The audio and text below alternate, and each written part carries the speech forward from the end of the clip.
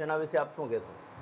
બદલાવમાં તો જે કુર્તી ઘટી છે એ જ પૂરી કરવાની છે. ભાજપની સરકારમાં કાંઈ નથી થયું કે આયા નથી એવું તો છે જ નહીં. એટલે જે કુર્તી ખડી છે એ 100% અમે પૂરી કરશું. લોકોના જીવન અને સીધો ફેરફાર લાવવા માટે તમે કયા 3 મુદ્દાઓ પર ખાસ ધ્યાન આપશો? એક તો ખાસ કરીને વિકાસ, અને કોઈ નાના માણસનું કોઈ રાશન કાર્ડ, કોઈ બી કાર્ડનું કામ હોય, ગમે તે હોય, એ 100% બધા પૂર્ણ કરશું.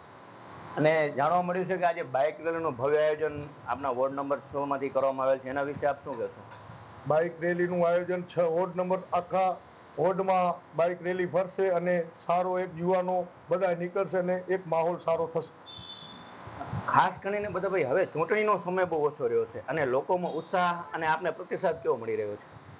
એકદમ સારો, બહુ સારી લીડથી અમને જીતાડે એવો લોકોથી પ્રતિસાદ મળી રહ્યો છે. હું શિવજી આહિર વોર્ડ નંબર 6 માં છું અને તાલુકા ભાજપ મંત્રી છું. અત્યારે જે ચૂંટણીનો માહોલ ચાલી રહ્યો છે એ 6 નંબર વોર્ડ અત્યારે અમને એવું દેખાય છે કે 13 વોર્ડમાંથી અમારું 6 નંબર વોર્ડ ફર્સ્ટ નંબરમાં આવશે, જે અમે ઓછામાં ઓછી 5 થી 6 હજારની લીડ આવશે. અને જે કામો છે આજે જ આપણે ગવર્મેન્ટે માલતીબેનનો ખૂબ ખૂબ આભાર કે 6 કરોડના કામો મંજૂર કર્યા છે અંતરજાળ અને કિરાણા સ્પેશિયલ 6 નંબરના વોર્ડ માટે.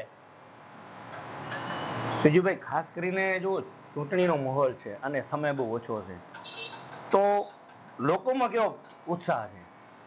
અમે બધી રેલીઓ કરી, ઘર ઘર ડોર ટુ ડોર પ્રચાર કર્યા, એમાં અમને બહુ સારો પ્રતિસાદ મળ્યો અને અમને એવું લાગે છે કે અમે 80%થી જીતશું.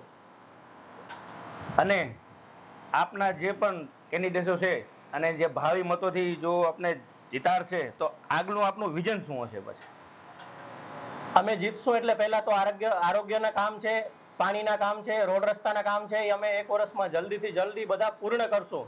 કે પહેલા એવું હતું કે ગ્રાન્ટ જ જે ગામમાં હતી ઓછી આવતી હતી સરપંચના હિસાબે, અને અત્યારે જે મહાનગરમાં અમારું ગામ ડાયરેક્ટ સરપંચમાંથી મહાનગરમાં ગયું છે, તો અમે ઓછામાં ઓછા અત્યારે અમારા 6 નંબર વોર્ડ માટે 20 થી 25 કરોડ રૂપિયા ફરવાશે અને જલ્દીથી જલ્દી જે ગટરના કામો છે એ અમે પરિપૂર્ણ કરશું.